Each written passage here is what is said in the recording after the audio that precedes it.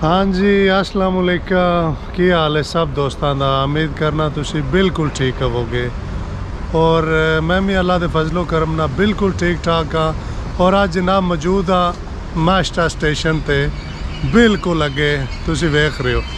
और सब तो पहला स्टेशन एयरपोर्ट तो अगर तुसी आमदे हो ना तो मास्टर आमदा है। तो मैं क्या चलो कोई नवा बंदा आमदा है उन्होंने दस देने कि तुहानू किसी की मदद की जरूरत नहीं, तुसी डायरैक्ट आ सकते हो। और बसां भी ने वो भी आमदियां ने ते ये भी ते नाले जनाब बड़ी खुशी वाली गल है साढ़े पाकिस्तानी भाई इत्थे काम करते हैं स्टेशन के उत्ते ते टिकट वगैरह सेल करते हैं तो वह भी जनाब तुहानू दिखाने तो आ जाओ जनाब मेरे नाल, वो भी तुहानू मैं दिखाना। हाँ जी हाँ जी जनाब चलने अंदर, आ जाओ मेरे नाल।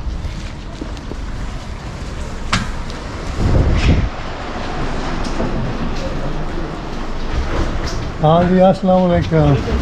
क्या हाल है भाईजान, ठीक ठाक हो? हमें तो बड़ी खुशी हुई कि आप स्टेशन पे काम करते हैं, हमारा कोई अपना भाई।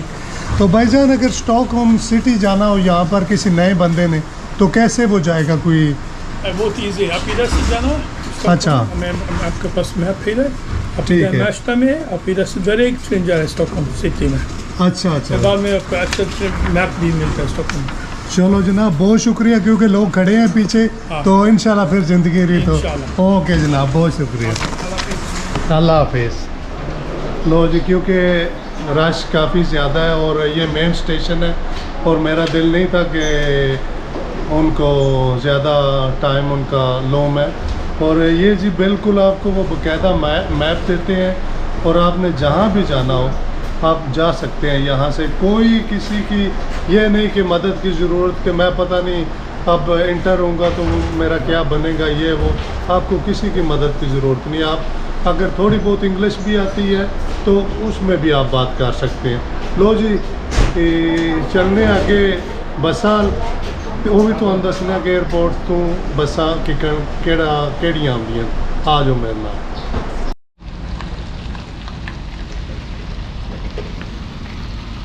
और यह जनाब एयरपोर्ट तो आउंदियां ने बसां, वो पिछली साइड ते खड़ी।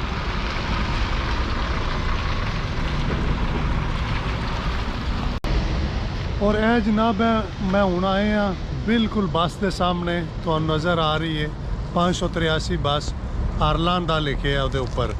और ये एयरपोर्ट तो सीधी तुहानू मास्टर स्टेशन ते लाएगी और इस तो बिल्कुल तकरीबन मेरे आधा मिनट भी नहीं लगना और तुसी स्टेशन ते टुर जाओगे। और यह जनाब मेरी यह बस है मास्टर स्टेशन ते बिल्कुल ऊपर तुहानू लांदी आके और तकरीबन तुहानू 10 तो 15 मिनट लगते हैं एयरपोर्ट तो आमदिया। और एयरपोर्ट तो आमदिया अगर तुम चाहते हो टिकट भी लै सकते हो अपने वास्ते और अगर चाहते हो तो SL कार्ड भी वो भी मैं तुहानू दिखाना मेरे फ़ोन के विच SL कार्ड मैं तुहानू वो भी कट के दिखाना। एक मिनट जनाब। और SL कार्ड और बेहतर है अगर तुम SL कार्ड लै लेंदे हो, अगर ये तुम उन्होंने कहो कि मैं 100 करोड़ भर दे या 150 करोड़ भर दे और तुहाडे 38 करोड़ कटीन के एक टिकट दे। और अगर तुसी ਉਂਝ टिकट लेंदे हो तो 45-50 करोड़ की पवेगी, मसलन 4-5 यूरो की। और बिल्कुल स्टेशन सामने कोई दूर नहीं क्योंकि ज़्यादातर जेडे बंदे ने वो ट्रेन और बस से सफ़र करते हैं क्योंकि बहुत ही किसी का अगर कोई करीबी है ना तो वो ही उन्होंने लैन आ सकता है एयरपोर्ट ते गड्डी ते निकल। लिहाजा ज़्यादातर बंदे वो बसां ते ट्रेनां ते आते हैं। मैं आम बंदे की गल कर रहा क्योंकि अक्सर दोस्त समझते हैं कि पता नहीं जी कारां ते भी जाके लै भी दे ये करीदा वो करीदा। मैं एक आम बंदे की गल कर रहा कि जिसों एक आम बंदा आमदा है चाहे वह स्पेन तो है फ्रांस तो है किधरों भी है तो उन्होंने ज़ाहिर एकदम जिस वे आमदा है तो उन्हें आखना कि मैं किस तरह जावा, ट्रेन ते जावांगा बस ते। क्योंकि अगर तुम ट्रेन ते आते हो ना एयरपोर्ट तो वो तुहानू महंगी पवेगी। लिहाजा सब तो बेहतर यही है कि तुसी जड़ी दूसरी यूज़ करो बस ते अगू मास्टर स्टेशन तो ट्रेन, क्योंकि एक एयरपोर्ट तो डायरैक्ट ट्रेन जाती है ਉਹਦੀ ਤੁਹਾਨੂੰ ਟਿਕਟ ਕਾਫੀ ਮਹਿੰਗੀ ਪਵੇਗੀ। ਤੇ ਸਭ ਤੋਂ ਈਜ਼ੀ ਤੇ ਆਸਾਨ ਹੈ 583 ਬੱਸ ਕਿਨੇ ਲਿਖਿਆ ਹੋਵੇਗਾ ਮੈਸ਼ਟਾ ਸਟੇਸ਼ਨ। ਕਈ ਮਾਸ਼ਟਾ ਆਖਦੇ ਨੇ, ਕਈ ਮੈਸ਼ਟਾ, ਥੋੜਾ ਜਿਹਾ ਫਰਕ ਆ ਜਾਂਦਾ। ਲੋ ਜਨਾਬ ਚੱਲਨੇ ਅੱਗੇ ਵੀਡੀਓ ਦੀ ਤਰਫ। और एक बार फिर जनाब मैं तुम्हें विखा देना, क्योंकि 583 बस देख रहे हो एयरपोर्ट तो आती और ए स्टॉप है इतने तुसी लैके ते सामने स्टेशन पे मसलन टुर जाना। वो सामने स्टेशन है। हाँ जी दोस्तों, जनाब असी आ गए थोड़ा जिहा साइड पे, क्योंकि उत्थे ज़ाहिर ट्रैफिक भी बहुत ज़्यादा सी, बसां और दूसरा बंदियां दी आमदोरफ्त बहुत ज़्यादा। तो इस वास्ते फिर तुहाडे नाल कुछ जिहड़ियां गल्लां शेयर करनियां सी ओह नहीं सी हो सकनियां। हुण जनाब तुहाडे नाल अगले टॉपिक ते गल करने आ, क्योंकि यह टॉपिक ते सी किस तरह तुसीं आवना है एयरपोर्ट तो स्टॉकहोम सिटी तक।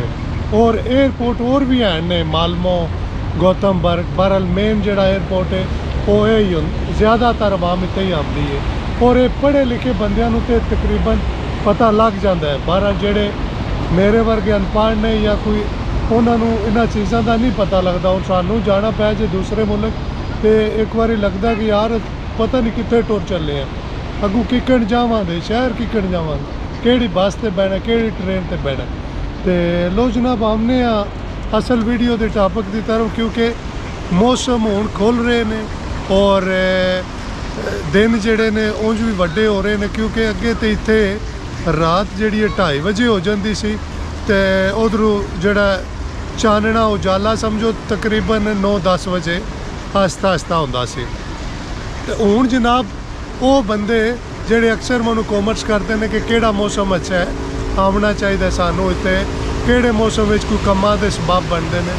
तो स्टार्टिंग जेड़े अनपढ़ तबका है ना उन्हां वास्ते तो यही मौसम है हुण जिहड़ा सब तो बेस्ट, क्योंकि हुण तुसीं आके इत्थे काम भी लभ सकते हो, किरे तुहानूं बजरी इकट्ठी करन दा, थ्रैड कोट दा, प्रीमो दा, ऊबर दा और रिकलाम दा, काफ़ी सारे काम ने जिन्हां ते तुसीं आके हुण लग सकते हो। क्योंकि जिस वेले अगर तुसीं आउंदे हो ना दिसंबर या नवंबर दिसंबर उस वेले इत्थे बहुत ज़्यादा मुश्किल हालात हो जाते हैं।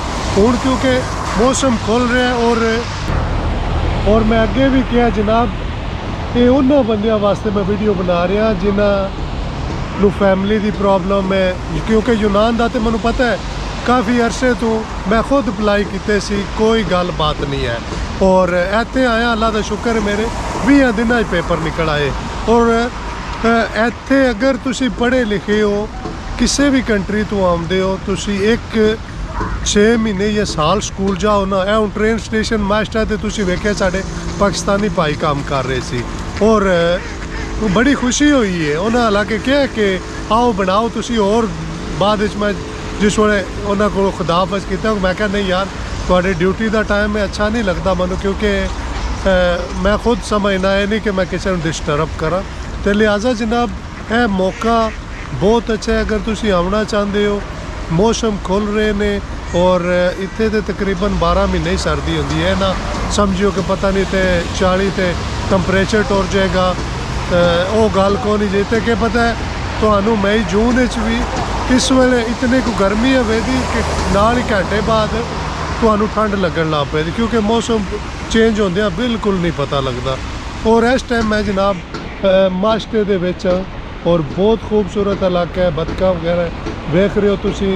और मैं स्पैशल जनाब स्टॉकहोम तो आया इत्थे तुहाडे नाल वीडियो शेयर करने वास्ते।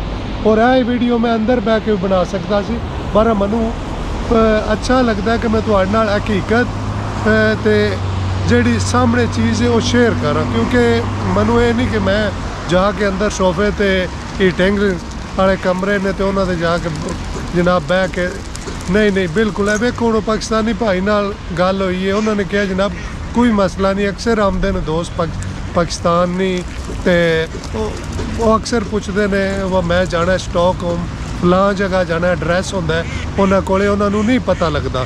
और ये पूरी हेल्प करते हैं ਤੁਹਾਨੂੰ ਦੱਸਦੇ ਨੇ ਫਲਾਂ ਜਗ੍ਹਾ ਤੇ ਲੈਣਾ ਹੀ, ਫਲਾਂ ਸਟੇਸ਼ਨ ਤੇ ਲੈਣਾ ਹੀ, ਕਿਉਂਕਿ ਜ਼ਰੂਰੀ ਤੇ ਨਹੀਂ ਤੁਸੀਂ ਸਟਾਕਹੋਮ ਸਿਟੀ ਲੈਣਾ। ਸਟਾਕਹੋਮ ਸਿਟੀ ਜਾ ਕੇ ਅੱਗੋਂ ਵੀ ਤੁਹਾਨੂੰ ਅਗਾਂ ਜਾਣਾ ਪੈਂਦਾ। ਤੇ ਇਹ ਜਨਾਬ ਬਹੁਤ ਅੱਛਾ ਮੌਕਾ ਹੈ ਨਵੇਂ ਬੰਦੇ ਆਉਣ ਵਾਸਤੇ, ਔਰ ਮੈਂ ਬਾਰ-ਬਾਰ ਕਹਿ ਰਿਹਾ ਉਹਨਾਂ ਬੰਦਿਆਂ ਵਾਸਤੇ ਜਿਨ੍ਹਾਂ ਨੂੰ ਫੈਮਿਲੀ ਦੀ ਪ੍ਰੋਬਲਮ ਹੈ, ਜਿਨ੍ਹਾਂ ਨੇ ਕੋਈ ਮੁਸਤਕਬਲ ਵਾਸਤੇ ਕੁਝ ਕਰਨਾ ਹੈ, ਉਹਨਾਂ ਵਾਸਤੇ। ਅਗਰ ਤੁਹਾਡਾ ਕਾਰੋਬਾਰ ਅੱਛਾ ਹੈ, ਰੁਜ਼ਗਾਰ ਅੱਛਾ ਹੈ, ਤੁਹਾਨੂੰ ਬਿਲਕੁਲ ਕੋਈ ਜ਼ਰੂਰਤ ਨਹੀਂ ਆਉਣ ਦੀ। ਔਰ ਮੈਂ ਖੁਦ ਮੇਰਾ ਕਾਰੋਬਾਰ ਬਹੁਤ ਅੱਛਾ ਸੀ, ਯੂਨਾਨ ਵਿੱਚ ਅੱਛੇ ਪੈਸੇ ਮੈਂ ਲੈ ਰਿਹਾ ਸੀ, ਸਿਰਫ ਫੈਮਿਲੀ ਦੇ ਪੇਪਰਾਂ ਦਾ ਬਹੁਤ ਜ਼ਿਆਦਾ ਮਸਲਾ, ਵਰਨਾ ਮੈਂ ਕਦੇ ਨਾ ਆਉਂਦਾ। ਔਰ ਇੱਥੇ ਆਇਆ ਮੈਂ, ਮੇਰੀਆਂ ਅੱਖਾਂ ਖੁੱਲ ਗਈਆਂ ਨੇ। ਯੂਨਾਨ ਵਿੱਚ ਤੇ ਇੱਥੇ ਜ਼ਮੀਨ ਸਮਾਨ ਦਾ ਫਰਕ ਹੈ। ਇਹ ਲੋਕ ਇਤਨੇ ਅੱਛੇ, ਸਹੀ ਗੱਲ ਹੈ ਮੇਰੀ ਸੋਚ ਤੋਂ ਬਾਹਰ ਸੀ ਕੰਮ, ਕਿ ਕਾਸ਼ ਮੈਂ ਪਹਿਲਾਂ, ਅੱਜ ਤੋਂ ਪਹਿਲਾਂ ਵੀ ਮੈਂ ਆਇਆ ਸੀ 2015 'ਚ।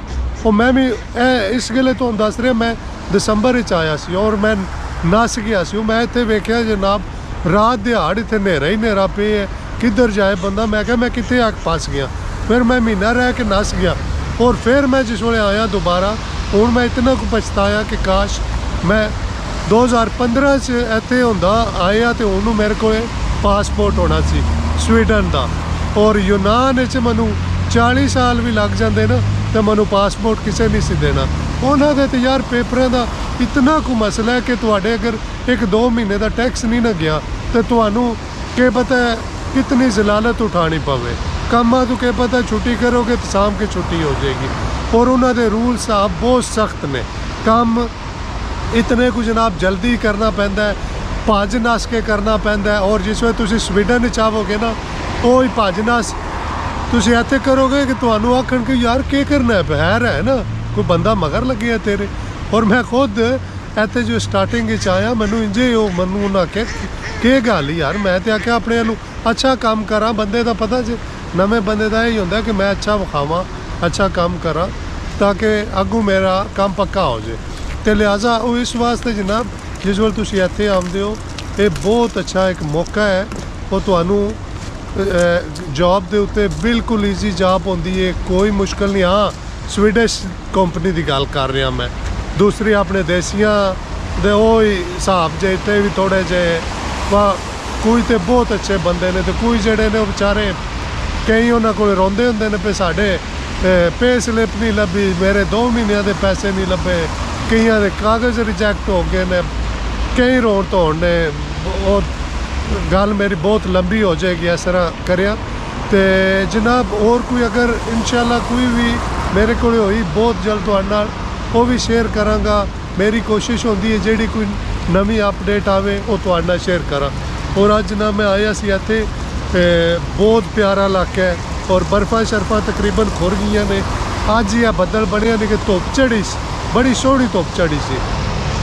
ਤੇ ਮੈਂ ਤੁਹਾਨੂੰ ਕੁਝ ਥੋੜਾ ਜਿਹਾ ਵਿਖਾਣਾ ਇੱਥੇ ਦਾ ਮਾਹੌਲ। ਤੇ ਇਨਸ਼ਾਅੱਲਾ ਜਨਾਬ ਬਹੁਤ ਜਲਦ ਫਿਰ ਨਵਾਂ ਵੀਡੀਓ ਵੀ ਲੈ ਕੇ ਹਾਜ਼ਰ ਆਵਾਂਗੇ। ਆਓ ਹਾਂ ਤੁਹਾਨੂੰ ਥੋੜਾ ਜਿਹਾ ਵਿਜ਼ਿਟ ਕਰਾਈਏ। ਵੇਖੋ ਹਾਂ ਇਹ ਜਨਾਬ ਬਤਕਾਂ ਜੇ, ਔਰ ਇਹ ਹੀ ਜਿਹੜਾ ਸੀਨ ਹੈ ਨਾ, ਹੁਣ ਬਰਫ਼ ਜੰਮੀ ਹੈ। ਇਹ ਮੈਂ ਤੁਹਾਨੂੰ ਥੋੜੀ ਦੇਰ ਕਲੋਜ਼ ਹੋ ਮਹੀਨਾ ਕੁ ਤਕਰੀਬਨ ਵੇਖਿਓ, ਇੱਥੇ ਘਾਹ ਇੰਜ ਹਰ ਪਾਸੇ ਹਰਾ ਭਰਾ, ਹਰ ਚੀਜ਼ ਇਤਨੀ ਕੁ ਪਿਆਰੀ, ਤੁਸੀਂ ਆਖੋਗੇ ਕਿ ਯਾਰ ਕੀ ਨਜ਼ਾਰਾ ਇੱਥੇ ਦਾ। ਮੈਂ ਕਿਉਂਕਿ ਇੱਥੇ ਅੱਗੇ 1-2 ਦਫਾ ਆ ਚੁੱਕਿਆ और देखो ना कितनी खूबसूरती है। और है जनाब मास्टर सेंटर में सामने, और वो ट्रेन का स्टेशन है उधर। देखो जनाब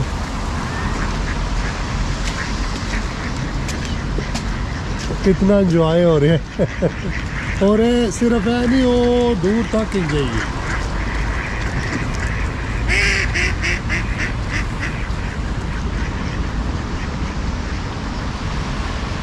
और पुल वेखो कितना प्यारा इन्हें बनाया है। इस तरह के तुसी अक्सर सीनरी च वेखे होने ने, या किधरे पता जे जाइए किसी पाकिस्तान बाजार कोई फोटो वाली दुकान होती है, वो इस तरह के होंगे ने पिक्चर के उत्ते। और दरख्त तो हरे भरे थोड़े दिनों तक नज़र आ जाएंगे इंशाल्लाह।